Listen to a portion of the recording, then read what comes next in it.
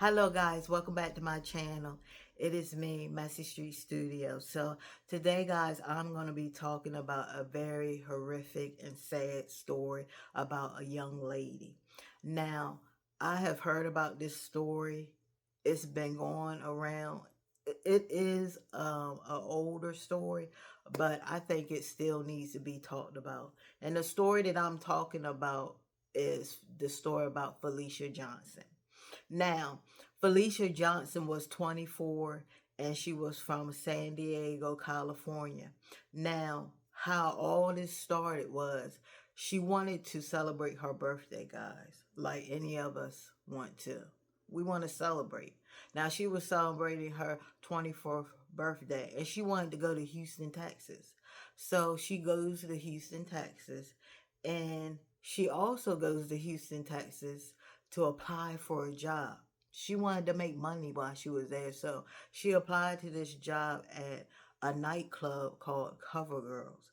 Now, this is where it gets a little tricky, guys, because the people, like the owners of this, and I'm going to, I want you guys to actually hear what the owner said. So this is love. What the owner said about Felicia. And basically what he said is when he looked at the surveillance, he didn't he didn't recognize her. So we're like, okay, just because you didn't recognize her doesn't mean that she was not in the club. But he's saying he didn't recognize her. And he was also saying that she wasn't in there. Which a lot of people are saying, no, that's not true, because her dad, when he found out what had happened and that she was missing, he went straight to Houston. And he even talked to witnesses that worked at the nightclub, and they said that they seen her there. They seen Felicia there. They said that what had happened. I'm trying to find what he said, but it's not coming up, guys.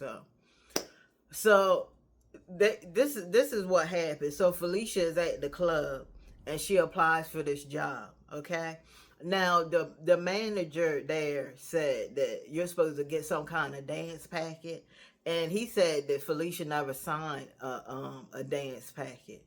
So, but her dad said that he talked to employees in there, and they said that what happened is Felicia had ordered an Uber to come pick her up, and it was taking too long, and that's when she met this Chuck guy. Now I'm gonna call him Chuck. Now his real name was Chuck Boca. I don't know. He's Nigerian, guys. So throughout this, I'm gonna be calling him Chuck because I'm not even gonna be trying to pronounce this dude's name. But when it was taking too long for the Uber to get there, this guy Chuck offered to give her a ride. Okay. Now he gave her a ride to her hotel. Now she was staying at the Intercontinental Hotel, okay, in the medical center, and that's where they said that she would. Now it's kind of conflicted because a lot of people say her last known place that she was seen alive was at the nightclub, but then the law enforcement is saying no, no, no. Her last known place that she was alive was at the hotel where he dropped her off at. Now they said the next morning, April 15th, that he called her an Uber, this Chuck guy. Now they said around 2:56 a.m. that Uber came and picked her up. Okay, so the Uber came and picked her up. But I would feel something's kind of funny if I was Felicia, because he told the Uber to drop her off at his old address. So I would be looking like, okay, what's going on? Like, why are we at your old address? Like, what's going on? And if he would have said, oh no, well, we about to go to my new no.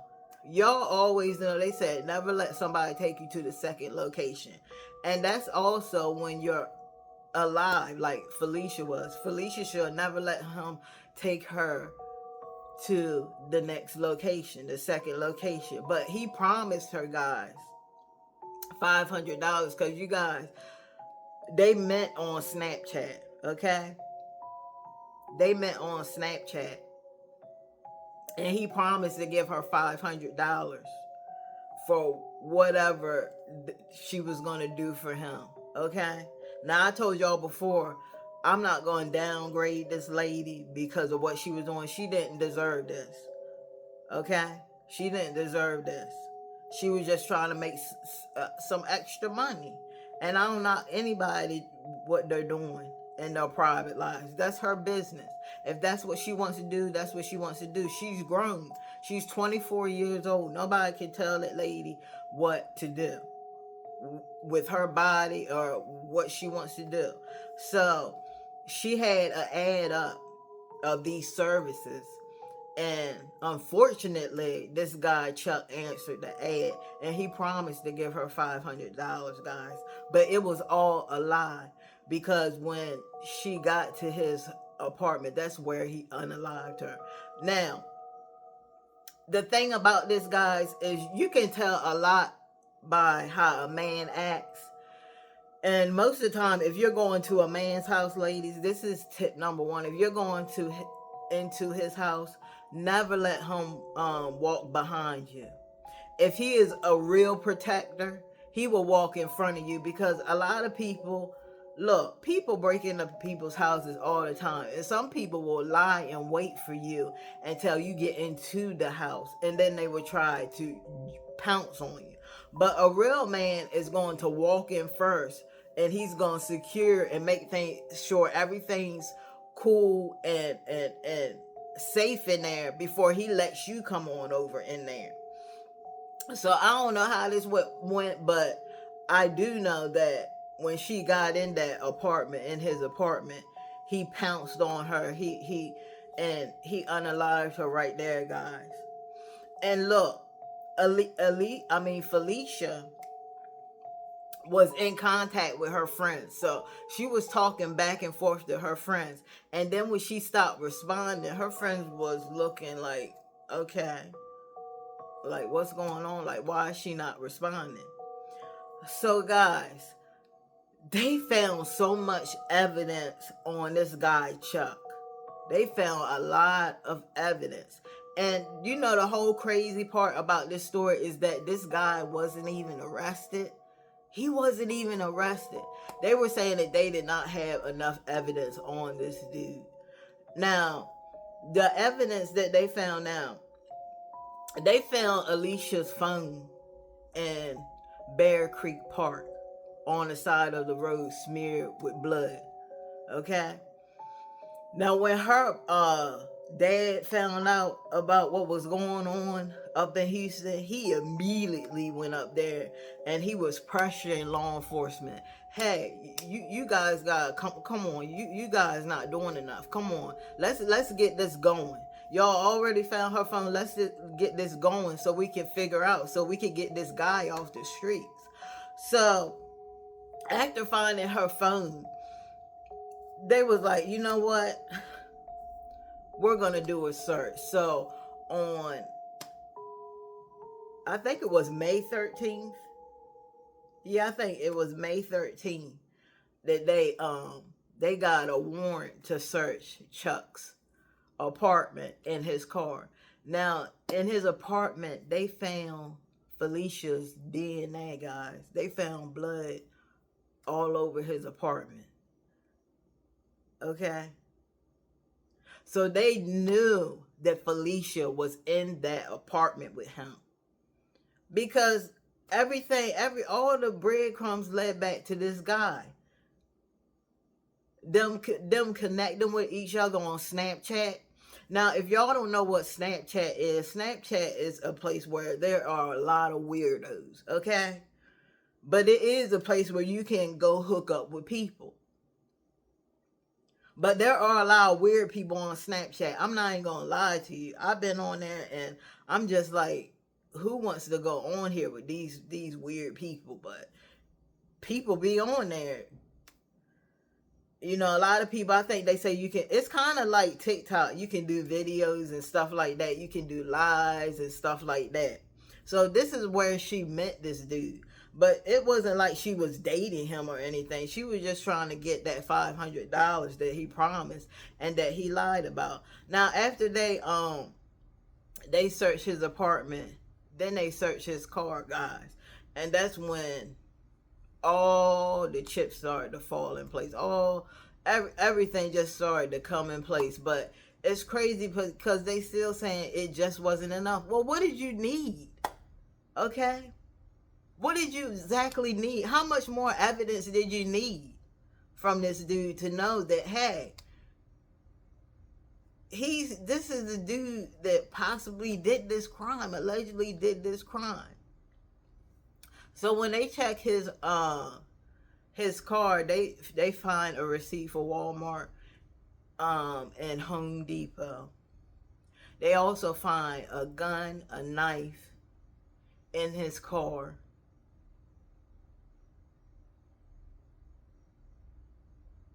And that should tell them right there, in a shovel. Like, why does he need a gun, a knife, and a shovel?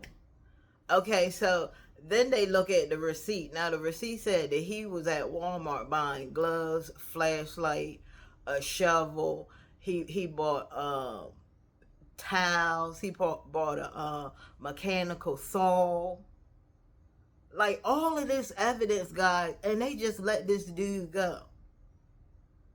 And I'm just, that's why this whole story really, it really made me so angry. Because I'm like, how much more evidence do you need to know that this dude did this? I mean, how much more do you need? Now, he had a traffic stop, guys, right? The truck guy, they stopped him for a traffic stop, and when they bring him in, basically they interrogate him. That doesn't go anywhere because you know he was in there denying everything. But they dropped all the charges and they let him go, but they confiscated his phone. Okay, now on his phone, they found pictures of a dismembered woman, and they found some other 3 more pictures of deceased women. They found searches of him asking the internet, can bleach kill DNA? The most wooded places in Houston. Then he was trying to search for places that's like $1,000. Like he was doing all this searching and stuff, how to be a serial killer, and they let him go. Okay, guys, this is crazy. They let this dude go, and I'm just looking like,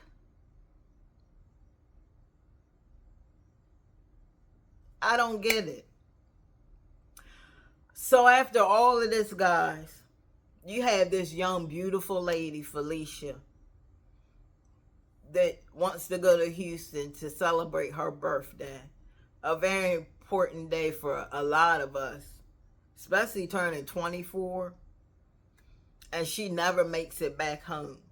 Now, on February 7th, they found her remains in Sam Houston's National Park. They found her remains, guys, and she was dismembered. Now they found her upper torso, and they didn't find any the rest of the remains. So they're thinking maybe animals got to it and they carried it away. They don't know if he hid other body parts. They don't know, because you know what? He's out of here. He's going. Look, they don't even know where this guy is at right now. This guy is a fugitive right now. He is a wanted fugitive for this girl's unaliving. But A lot of people is just not understanding, why did you guys let him go? What else did you need? I feel like that law enforcement was not searching enough to find everything they needed to put this guy in jail. Because even Felicia's dad said when he came up there, they weren't even really taking it serious. Because look, guys, they're looking at this as a black woman meeting up with this guy trying to get some money. And that's probably why they didn't take it serious. They was like, we ain't gonna take this serious. She put herself in that predicament. That's what they were thinking, but they don't understand that this was a young woman. She was 24 years old. Okay, maybe she wasn't making the best decisions, but you don't give up on people like that. Okay, you don't do that. You don't give up on somebody like that just because they're doing some risky behavior. Because yeah, meeting up with a dude that you don't know, that's risky behavior. But you do that all the time. A lot of you women, when you go to the clubs and stuff, you don't know those people. Those are strangers. You don't know them. You might meet somebody, a stranger in a bar. You don't know him. He's a stranger. Okay, so we meet strangers every day. But yes, Felicia did make some she did make bad decisions, because she wasn't thinking in the back of her mind, which you should always be thinking, hey, if this goes the wrong way, do I have protection? Do I have a way to protect myself if this goes wrong, if this don't go right with this dude? You have to think about that, ladies. Whether you're doing risky behavior or not, it doesn't matter. It doesn't matter, because you're meeting people that's dating. They're meeting strangers all the time. You don't know these people. There's been a lot of story of people that were dating and they were unalive. I think I talked about this one story. I forgot the lady's name, but she met him on a dating website, and she had went back to his place and she fell asleep. And he was just like that. When he looked over at her, he just, I don't know, he said he just flipped out. And he started to knife her, and then he strangled her for no apparent reason. And then they bring up, oh, he was mentally ill. They always using that, but you should never fall asleep on any dude. I don't care who it is. If you do that, you better be very alert. You better be very alert and know what's going on. Because she didn't even know him, and she fell asleep. He made her feel that comfortable to fall asleep on the sofa, and then he just kirked out and unalived her. So this story right here with Felicia, I'm hoping that they find that dude. So, because Felicia she didn't deserve this. I don't care what nobody say. She didn't deserve this done to her.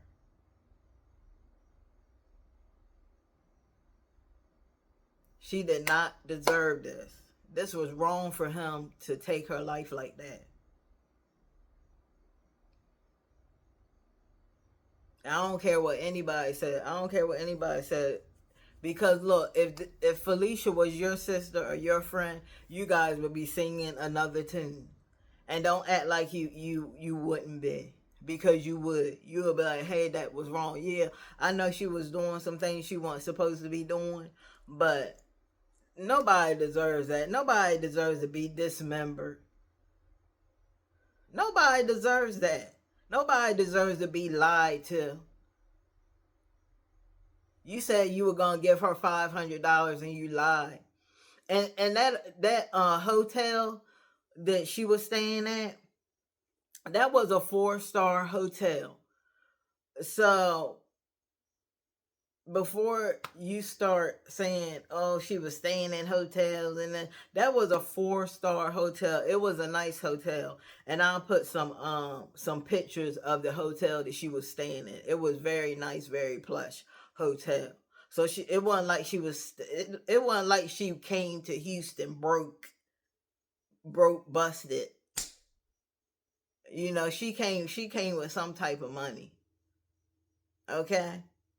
But did she deserve for this to happen to her? No. No, she didn't deserve that. She didn't deserve to be lied to. If he wasn't going to give it to her, that's all he had to say is like, "Hey, I'm not that type of dude. You know, no, I'm not going to give you that type of money. You know, we can hang out." And she probably would be like, "No, you know, I'm here on business, and you know, I came here to celebrate my birthday and apply for this job." Now, she didn't get the job at Cover Girls Nightclub, guys. They rejected her application. Okay, so she didn't get that job. So she probably was thinking from the club, she was probably like, dang, I'm here, I'm trying to enjoy my birthday. This guy talking about he about to give me $500. I'm gonna take that. I'm gonna take that $500. I can do a lot with that $500. You know, I thought I was gonna get. She thought she was gonna get that job at the club. You know, and that ended up falling through. So she was probably like, hey, and she was gonna meet up with this guy and get this $500, but it just didn't pan out that way. And I definitely, I don't know, because guys, they don't know her cause of death. Okay, so nobody knows if she was knifed, if she was shot, if she was strangled. They don't know, because all they found was remains. It's hard for people to find out what happened to you if people butcher you like that. It's kind of hard for them to figure out when there's only remains there. So, but hey, he had he had a knife that they found in the car, a knife, a gun, a shovel. I think they also found blood in his car. You never know what happened when she got into that apartment. As soon as I really feel like when they got to the apartment that she walked in before him. She walked in before him and he overpowered her. Maybe he might have hit her in the head and he overpowered her, and he unalived her right in there. Now, the apartment complex that this happened at, that he lived at, was the Link. That was the name of the apartment complex, the Link. And his old apartment was on Windchase. And when I heard that that she was dropped off at his old apartment and then she was taken to the second location, I knew right there, dang. I mean, I wish she would have called some of her friends. I don't know if she was talking to some of her friends when she was about to catch the Uber. But man, if she could just talk to some of her friends and be like, yeah, man, like, I'm meeting this guy and he's dropping me off at his old address. And I don't know, he looks type of weird, because she could have took a picture of him and sent it to her friends, and they probably like, girl, get out of there ASAP, get out of there. But it's crazy for all of this to happen, guys. And then we also had that story with Sadie Robinson. I know y'all remember that. I did. If y'all don't know about that story, that's on I think that's on, let me make sure, cuz I want to make sure y'all go to the right. I think it's on Messy Street Studio.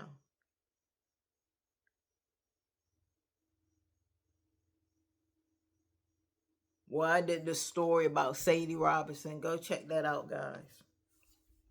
But I did that story, and the same, it happened to her too.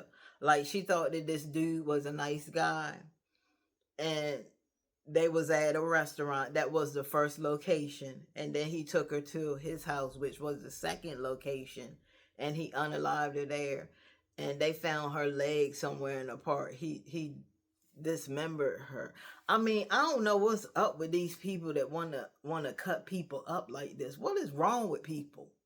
You shouldn't even, you shouldn't want to do this. But what is wrong with people? What is wrong? What is so bad in your life that you want to hurt people? What's going on? Why aren't you guys talking to somebody? They have all kinds of therapists that you can talk to, and you don't even have to go to the office. They have online therapists. I hear a lot about BetterHelp. They promote that a lot. They've helped thousands of people, and you can pick what kind of therapist you want to. They don't just stick you with any type of therapist. You go on there and you look, and you can pick the type of therapist that you want, because there's all type of therapy for all different type of things. But why aren't people, they say people have so much mental illness. Okay, why aren't they getting help? Because a lot of these people, family members and a lot of people and friends that they hang out with, know about these issues. So why are they just not wanting help? Or their friends and family are just not pushing the issue to get them help? I don't know. But man, these stories are just sad, because these are women innocent women that are being taken out like this, meeting these crazy men, these strangers, and not thinking, hey, if I'm gonna be meeting this man, I'm gonna need some type of protection.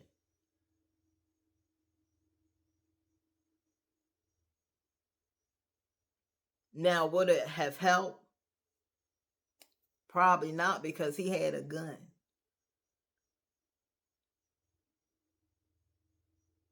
But you never know in some situations, because I've heard of a lot of situations where people have came with guns, and they were unalive with a knife. So it really doesn't matter, you know. People, I don't understand why people always think they gonna win with a gun. Cause we seen that be time and time again. We've seen that that's not true all of the time. But I just feel like if she would have had protection, maybe if she would have had a pew pew, a pow pow, she could definitely protected herself.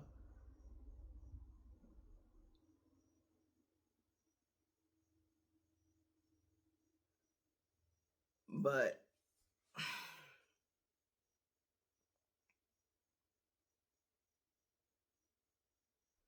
so I definitely want to send my condolences to Felicia Johnson's family, and that we are praying with you that this guy is caught ASAP, because there's no telling where this guy is at. He probably ran back to Nigeria. He probably ran back there. He's probably in Nigeria, because look, we know that he might possibly do this again. I mean, he's already thinking in his mind, hey, I got away with this one, I can get away with a lot more. But I just don't understand, to have all that evidence, guys, to have all of that evidence, and they just said, no, we just don't have enough evidence. We don't have enough evidence to when everything was there. They knew that Felicia was in that apartment with him, and they know that Felicia is gone. They know that she's missing. They know she was with him last. And now, okay, where's Felicia?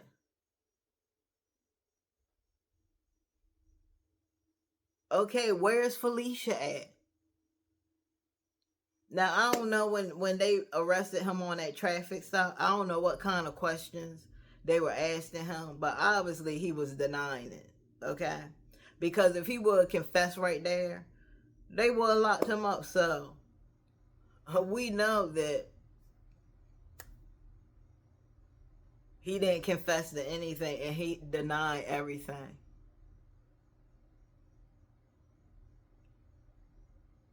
And I'm trying to figure out, what did he tell them?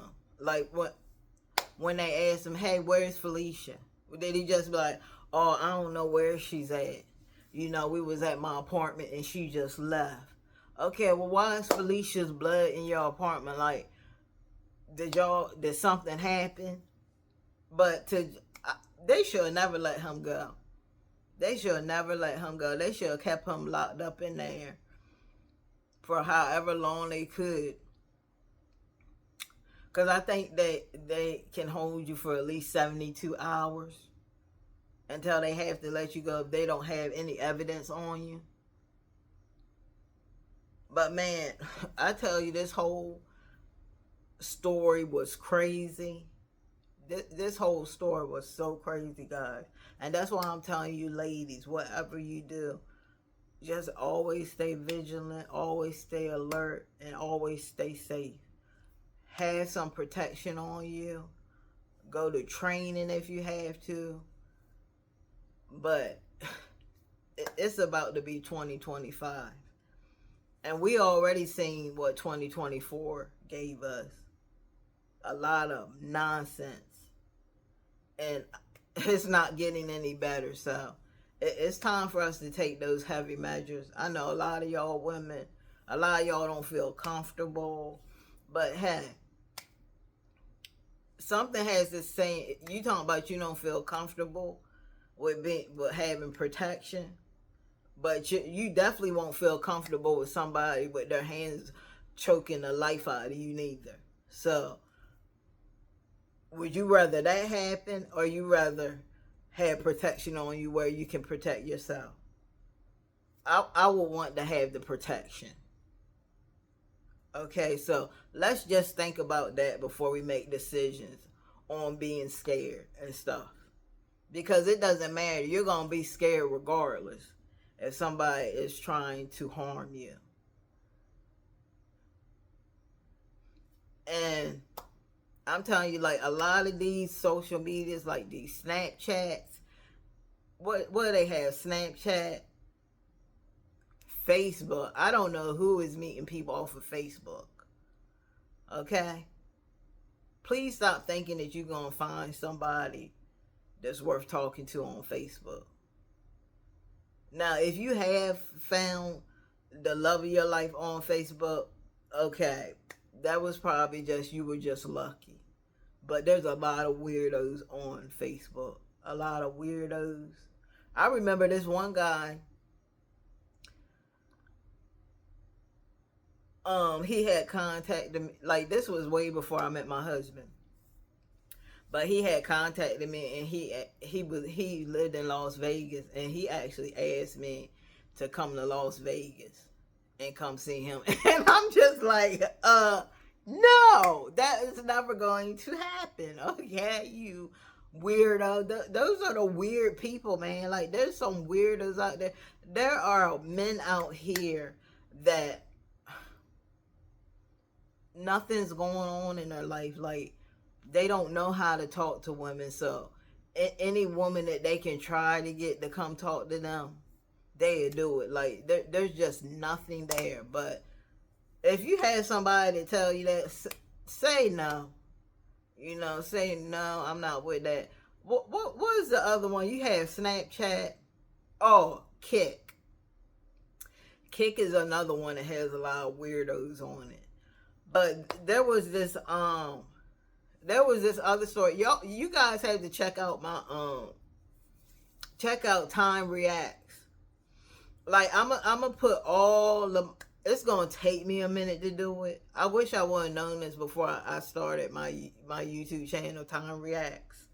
But it's gonna take me a minute. I'm gonna put everything in my playlist. That way when you come there, you ain't gonna see videos all over here, videos and everything is gonna be in its own little playlist. And I did do a story on this girl. Now this girl was young. I think she was 15. I think her name was Sabria McLean. But she had met this dude on Facebook, and she actually went to go meet him because she stayed in Wilmington. I think they said she stayed in Wilmington, or she stayed somewhere around there. But he stayed in Philly, and she went to go see him. And I guess she thought that, you know, they were just going to hang out or what have you. But I think that they said what happened is he made a pass at her. And she was like, no, she didn't want to do it. And he knifed her to death and burned her body and put leaves and stuff over it. And then when he tells his parents, they're like, okay, we can deal with it in the morning time. And that was kind of off to me. I'm like, so basically you let him sleep there all night while the girl's body is out there in the back. Y'all was cool with that? I would be like, no. I would like, no, son. You gotta get out of here ASAP. You ain't sleeping up in here. But maybe they did, because maybe they were scared. Maybe they're afraid of what he would have done. But that story, that I did some commentary on that story. And man, I was just like, she was so young though, guys. So a 15-year-old, and then he was older. Y'all, you guys already know how young girls are about those older men. So it probably was easy for him to talk her into coming up there to see him. And then, you know, he wants to do more. And she's like, no, I don't want to do that. But she's at his place. She doesn't have any type of protection, that's crazy to me. That is crazy to me, to be meeting these strangers and you don't carry any type of protection. Like, you have that much trust in a stranger, somebody that you don't even know. So guys, ladies and gentlemen, please stay safe out there, especially my women out there. Please stay safe out there. If you're going to meet somebody, please carry some type of protection. Tell your friends and family where you're going to be at. Always let them know where you're going to be at. And you just have to stay safe, stay alert, guys, because we don't want I know I don't want to hear no more cases like this, but I know that we're going to hear more cases like this. I don't want to hear more cases like this, but that's why we have to talk about these stories. We have to continue to talk about these stories. Continue to spread the news. Spread the word to these women out here that are they just too trustworthy. They trust anybody. We have to get these videos out to them. Guys, I am about to go to bed. So guys, thank you so much for joining me. Please hit the like, subscribe button, and hit that bell notification so you don't miss another video from me. I'll see you guys tomorrow. Bye bye. Stay safe.